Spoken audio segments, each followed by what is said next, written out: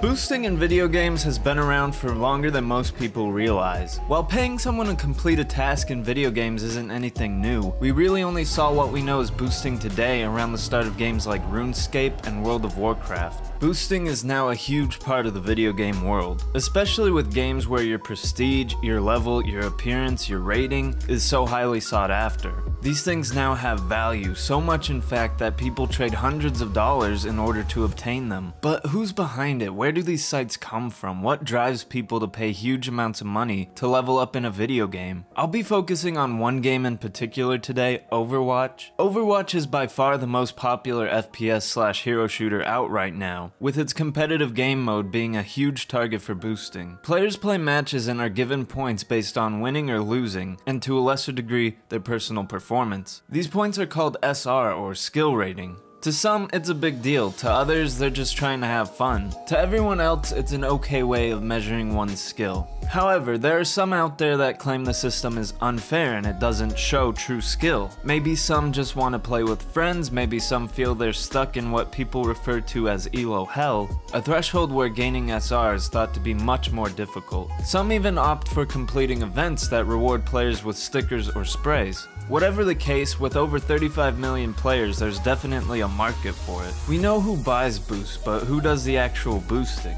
It seems there's an infinite amount of sites out there that offer boosting services. I was able to find over 30 just on Google alone. And that's not even counting independent boosters on forums or streaming services. To see who's actually behind boosting, I decided to go directly to some of the sources.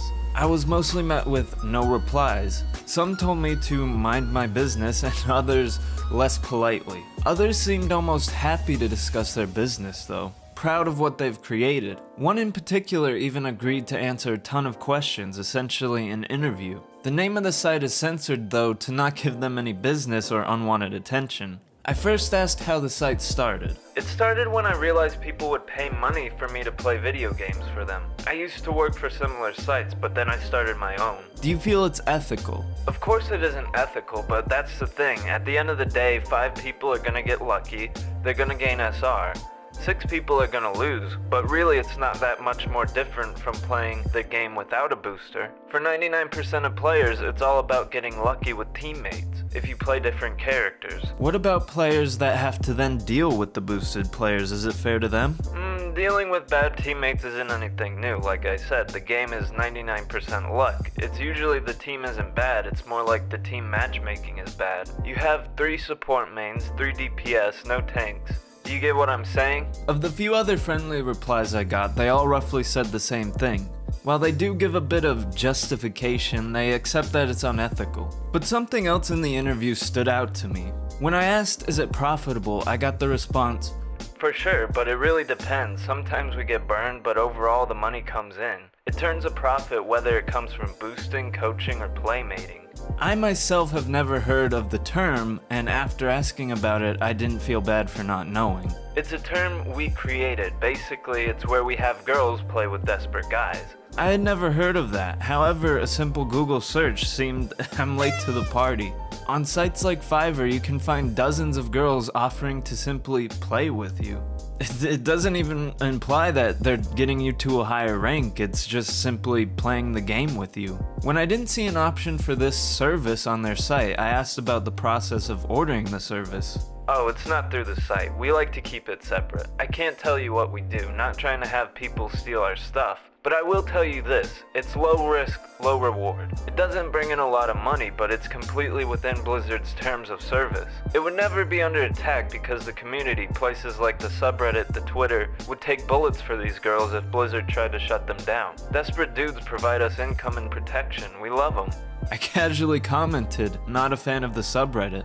He replied, they're a bunch of easily manipulatable losers. We even bought posts complaining about harassing girls. The stronger the narrative that girls are poor things that need help and sheltering, the better our sales will be. In theory. Again, desperate dudes are our main demographic. I reminded him that while anonymous, I was still gonna create this video. It doesn't matter, man, people will still boost. So take that with a grain of salt and make of it what you will. I wasn't able to find anything about playmating on their site or really anywhere. Either it's a total lie or their trade secrets are really protected. The only other evidence I got from this was a response from another booster from another site unrelated to this guy, saying that the site does it through Twitch with streamers, but I'm not sure how that would really work. Now, speculation aside, throughout the video I also asked for numbers. The busiest times for boosting is at the start and end of season. Sometimes a site gets up to 20 boosts a day, with the average boost costing $120. On an average mid-season day, there's around 10. The average age of a booster is 20 years old, with most trying to simply pad their income. The boosting site takes about 40 to 50% cuts on all orders. Almost all boosting services are using dirty or black hat SEO. The most popular hero to boost with is Soldier because of his carrying capabilities. However, if they're playing in a really low rank and aren't in a rush, they'll sometimes play with other characters just for fun. After the last few questions, I made some small talk but ended on good terms. I decided to see what Blizzard was doing to combat boosting, and essentially not much. There isn't really much they can do though. Almost every single successful site is hosted in Russia or a country that ignores DCMAs. The domain's protected by Whois, and then probably even then they use a fake name. There isn't a law that says you can't boost people. All Blizzard has is their networking and persuasion skills, at best hoping to talk to the host to get it shut down. But even then, take one down and 12 more are still on the front page. They could maybe track your SR, however you can't say 100% if someone just got better at the game or went on a crazy win streak. With over 35 million players, one can imagine tracking that would be pretty difficult. So without straight up admission from the boosted player, it seems boosting is here to stay. So this is the first time I've made a video in this sort of format. It was really hard to keep that formal voice throughout the whole thing. So just let me know what you guys think. If this animated shark thing is just terrible, I won't do it again. But honestly, after working hours and hours, you don't know if it's good or if it sucks. So feedback and comments are really good. Other than that, I will see you next time.